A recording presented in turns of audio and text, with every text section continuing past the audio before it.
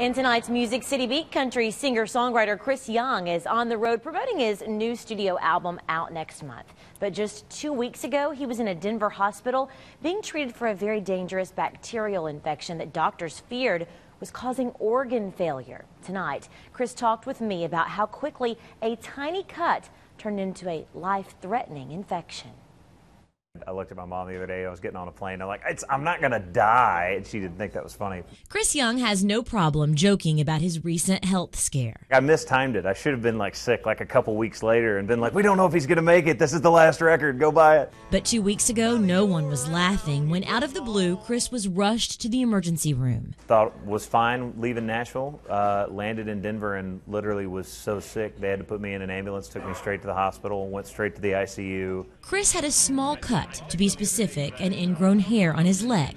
He didn't think a thing about it and certainly never thought the two were related. Everything just happened so quick, from being fine to, hey, we're really concerned about you.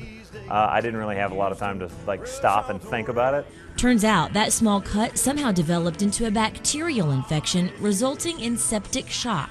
My blood pressure was dropping so fast, and they had me on 3 blood pressure medications, one of which is the strongest one they can give you. Chris was rushed into emergency surgery hours later. They're like, we got to put you in now. We're kind of concerned about organ failure. So there's never anything that you really want to hear when you're in the hospital. Chris spent a few days recovering in the hospital. He canceled some shows, but was back at it quickly and grateful for the jabs from his tour mates. We're on tour with Brad Paisley, and as soon as Brad knew I was fine, he was like, great to hear your operation for the facelift went so well. Thankfully, there are no long-term effects from the infection or surgery, making Chris more eager than ever to be back on stage. Things like that really make you think about, I'm lucky that I'm healthy and here and getting to go back out on the road and perform.